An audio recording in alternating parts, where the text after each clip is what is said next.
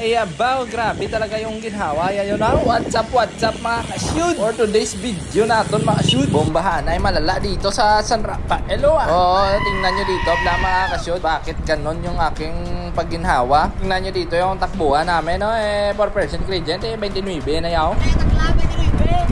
Dito sa harap natin, nagreklamo si Kano o si Jeron, 5% gradient daw, pero ganito yung takbuhan. Siyempre, ang sala rin dyan, walang iba kundi si Lex. Siyempre tayo ay tamang maintain lang tayo dito. Kabit tayo kung kaya. Ano ba naman mga ka-shoot? Ganito yung akyatan, 32 yung takbuhan, 33. Hayop ba? Pumipiga pa yata ng 30-40. Sino talaga hindi dyan makakalas? Kaya dito pinilit ko dito na magtabid talaga sa kanila sa likod para walang hangin balaw. Para pasuyop lang tayo. Partida, naka-mountain bike yung mga hayop na yan makasyon. Naka-road bike tayo dito, wala makasyon daw. Pero yung takbuhan nila parang sobra pa sa road bike. Tayo, abaw.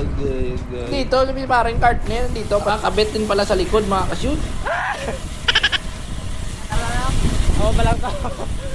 Bali, warm up pa lang yung paakyat sa San Rafael mga kasyon. Hindi pa doon nagsusugod yung akyatan talaga ng San Rap mga kasyon. Dito, habang nagme-maintain lang ako dito, tingnan mo dito ang bata na to si Mark. 13 years old lang yan mga kasyon. Nag-tripan niya ako dito. Sira ulo tong batang to mga kasyon. Grabe, nakaslasing bata to. Siya pa yung magdadala dyan ng trangko mga kasyon. At yun, nakasunod sa kanya si paring Matthew. Yung mga slow ka ron. Yan, tama yung sinabi ko sa kanila mga shoot. Kasi pag natanggal tayo, mahirapan sila maghabol sa pako, tingnan mo, di ba? Kasi pag sakyatan talaga nami-maintain lang talaga ako yung mga shoot pag alam ko na sobrang bilis yung takbuhan nila. Bahala kayo dyan So, tingnan nyo, uminit na naman yung paa. Ay, aray ko. 30 na naman ata dyan yung takbuhan nila. Tayo, tamang 22 lang sa 5% gradient. Kasi normal lang tayo na tao mga shoot. Sila di ko alam kung tao yun. At yun na nga, bigla na lang silang nawala. At dito mga kasyon, naabutan natin sila. Kasi kitang-kita, nagbabantayan sila mga kasyon.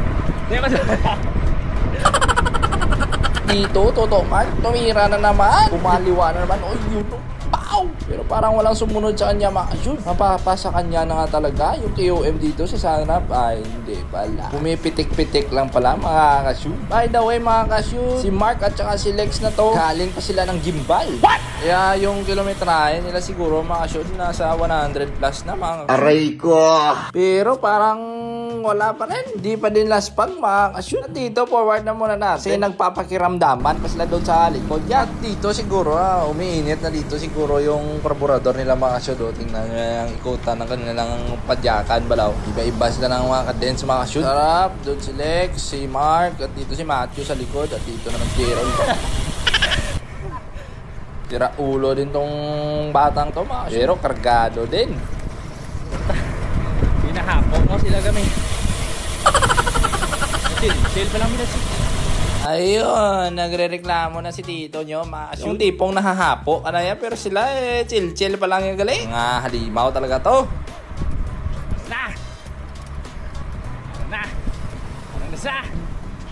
Gusto niya ako mauna tira? Huwag mong subukan.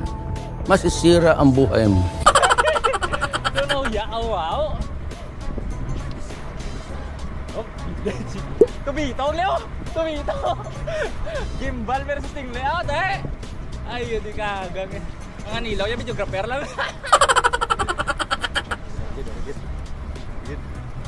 Mainit! Bilis! Uy! Kapaniwala na! Michael Jordan! At dito, mga kasyon, focus sila dito, yo. Distract ko sila sa kanilang bantayan, pero wala talaga. Focus talaga sa goal, mga kasyon. Gusto talaga sino talaga gusto mag-KOM dito, Yablao. Ito na, G-Roll. Paangat na dito si G-Roll. Malaki na si Mark. G-Roll kumabit. Doon lang, ginuhita na tayo, mga kasyon. Ayun. Kumalma ulit, bantayan na naman sila, sadya ito. Bali, si Mark taga gimbal, si Lex na yan taga dingle yan, pero half breed na yan si Lex, half breed gimbal, half breed dingle. At ito naman tong dalawa sa likod, si Matthew at si Jeron, si Kano, pure blood dingle. Tubito sila mga kasyon, pitik-pitik muna sila, sadya ito. Kaso yung problema dito, yung videographer bla mga kasyon daw, newbie pa, di tayo makatabi dito sa mga asubak. Pero try natin, best natin nga magtabid. So, bantayan na naman ulit sila. Wow, mga abno gid. G-roll yan, may gana pa mag-inabno ah. Dito mo talaga malalaman na kargado yung tao, mga kasyud. Tingnan nyo ha, yung slope natin, yung gradient natin, 4% yan ha. Baka kasi akala nyo, tsupe-tsupe lang ha. Are na. Amo na ni siya. So, na yung taklad. Oh, gasido. Gasido si Kanoaw. Si J-Roll lang talaga yung hindi seryoso dito sa kanila mga kasyud. Pero itong tatlo na to, iniisip na kung anong diskarte yung gagawin nila at yung persa nila na ipapagwa. Bala-bala mga kasyud. Sadya talaga ito. Dito si Matthew pala, open jersey na pala sa dito. Open jersey na. Focus. Focus na focus. Yung focus nila dito, hindi pa bangbang mga kasyud. Nakasalala yung persa ng kanilang banwa dito mga kasyud. Tubito kasi dito. Sino dito ya magwawagi sa kanila dito ya? Dingle or gimbal? Dito si Toto Mark dito yung nadadala ng rangko dun sa harap na mga kasyud. Medyo dumadalhay na yung kanilang dalahan. No? Yung mukha natin dito, okay lang. Medyo koreet gamay. Okay na sa smile konti. Pero may binabatsyag ng masakit gali. By the way mga kasyud, easy pace pa lang yan nilabla mga kasyud. Pero atin niya, apuga pace na yan. Dito na, pumapalo na ng 7% yung gradient mga kasyud. Pero palong-palo pa din. Tinatry natin dito magkabit sa kanila. Hanggang kailan tayo yung tipong nagbo-voice over ka na lang pero parang laspag ka na rin mag-voice over sa kakanood. At dito bumabatsyag na ako. See you again mga kasyud. Alam na dito na mahuhuslo na ako kasi parang bumibilis pa rin yung pacing nila kahit na umakyat na yung gradient. 5 na. Grabe talaga itong mga batang to mga kasyud. Papabilib tayo sa kanila dito mga kasyud. Ilan kaya yung maintenance na dito mga kasyud? Ito maintain na natin open mouth. May kinukumod na ako doon. Takbuhan siguro nila dyan mga baka 25 siguro mga kasyud. Kasi lumalayo yung agwat natin mga kasyud. Grabe yung piga ng gimbal mga kasyud. Kinuha talaga nila dalawa yung harap po. Grabe. Dito bumababa na talaga yung speed ko dito. Bumabatsyag na talaga tayo dito mga kasyud. Kasi yung maintaining nila puga speed na natin yan. Medyo dito na yung sugod na climb na medyo may makasakitan. Pero dito ako nagulat palos. Uy.